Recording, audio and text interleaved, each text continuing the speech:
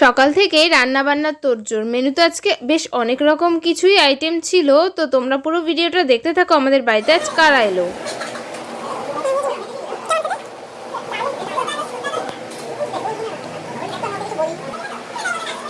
সেজে গুজে রেডি হয়ে নিলাম, সাজুগুজু বলতে লিপস্টিক। তা আমরা এখন যাচ্ছি।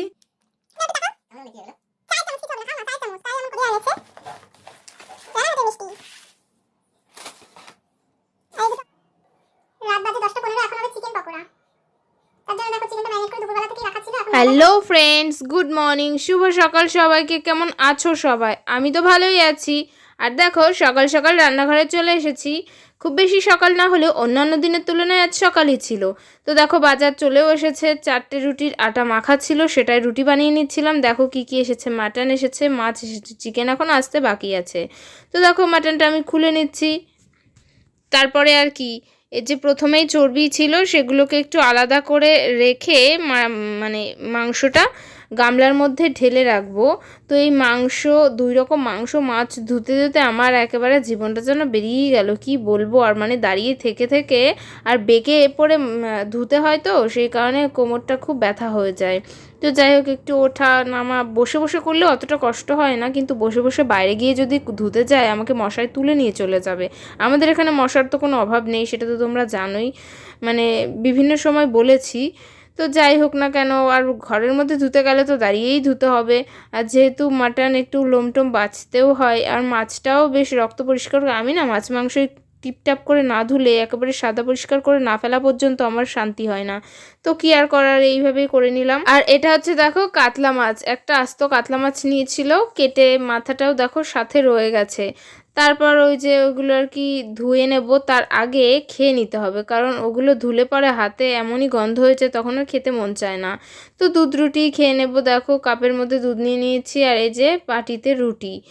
তো দুধ রুটি খেয়ে নেব, খাওয়া দাওয়া করার পর কাজে লাগবো আর কি। তো আজকে আসছে আমাদের বাড়িতে মানে একজন নতুন অতিথি, মানে আমার দিদি জামাইবাবু, দিদির ছেলে।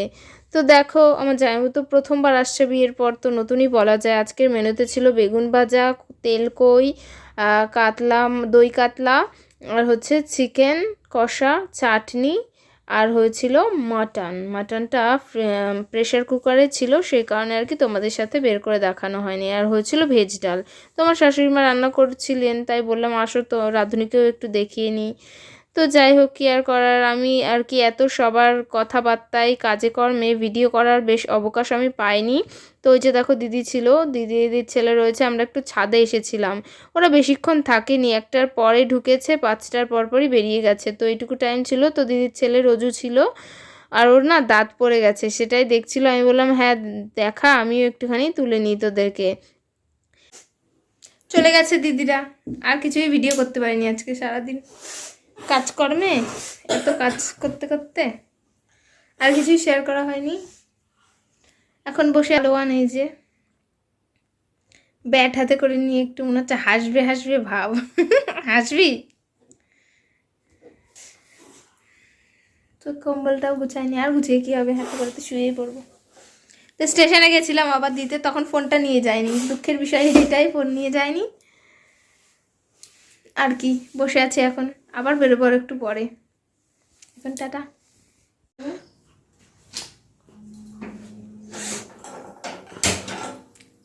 চা বানাচ্ছি, চা বানানো হয়ে গেছে, একটু মিষ্টি দিয়ে জাল দেবো।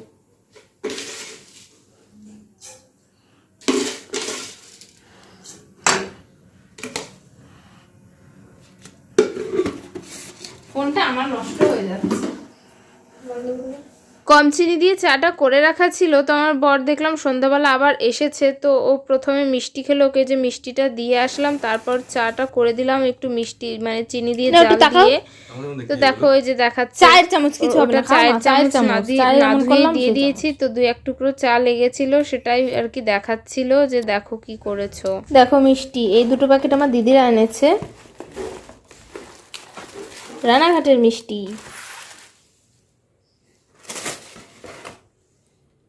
আর এই 2টো আমাদের এই বাড়ি থেকে এনেছে, রসগোল্লা।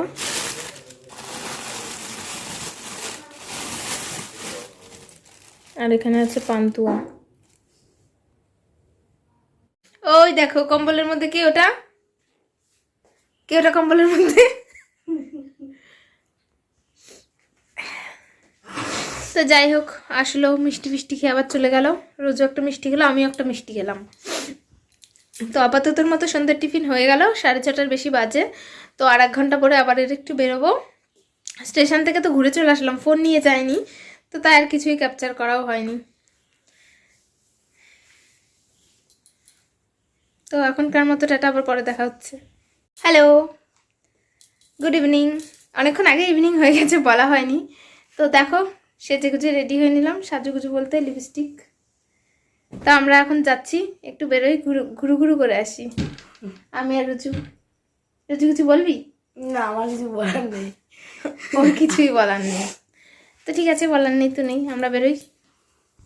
স্টেশনে তো একবার দিয়ে এলাম ওদেরকে, তারপর আবার আমরা স্টেশনের ওপর দিয়ে দোকানে যাচ্ছিলাম। তো দেখো আমি আরও আড্ডা মারতে মারতে হাঁটছিলাম, তো হেঁটে হেঁটেই চলে গেছি দোকানে, খুব বেশি দূরে নয় দোকান। তো তারপরে আসার সময় অবশ্য ওর মেশো দিয়ে গেছে।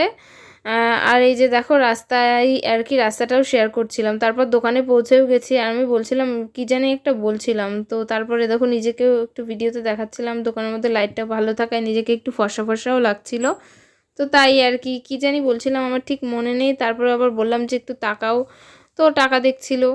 তারপরে রোজও দেখো মানে কি কি আছে দোকানের মধ্যে সেগুলো একটু ঘুরে ঘুরে দেখছিল। ওরা তো বায়না নেই কিছু লাগবে, একটা বলই মাত্র বায়না করেছিল, বায়না করেনি তাও বলেছে আর কি। তারপর ওকে বললাম কি খাবি বল, তো ও কিছুই খেতে সেরকমভাবে চাইছিল না। তো বললাম যে চল তাহলে মোমো খা, তো খেতে রাজি হয়ে গেল। মোমোটা একটু ও পছন্দ করে, আর ওর কাছে জিজ্ঞেস করছিলাম যে মোমোটা কেমন খেতে। আমিও কিন্তু ওর কাছ থেকে একটা মোমো খেয়েছিলাম, 5 পিস দেয় প্লেটে, তো আমি একটা খেয়েছিলাম। 5টা না 6টা দেয় আমি জানি না, যাই হোক আমি একটা খেয়েছিলাম। চলে এসেছি বাড়ি, 9:30 বাজে।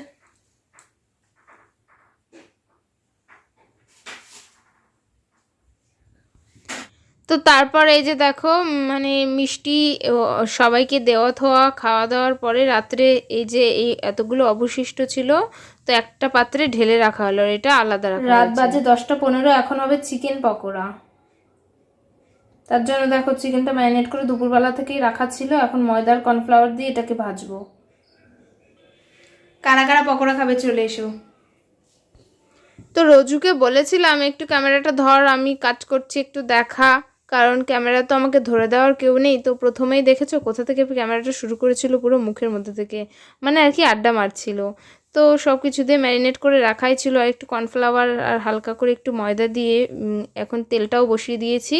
আর এই যে দেখো পকোড়াটা ভেজে নিচ্ছি। তো এত রাত্রে ছাড়া তো আমার বড়দাও, ওদের তো সময় হবে না সন্ধেবেলা খাওয়ার, ওরা দোকান থেকে এসে তাই আর কি খাবে। তো টাটা, আজকের মতো খাওয়া দাওয়া করে ঘুমিয়ে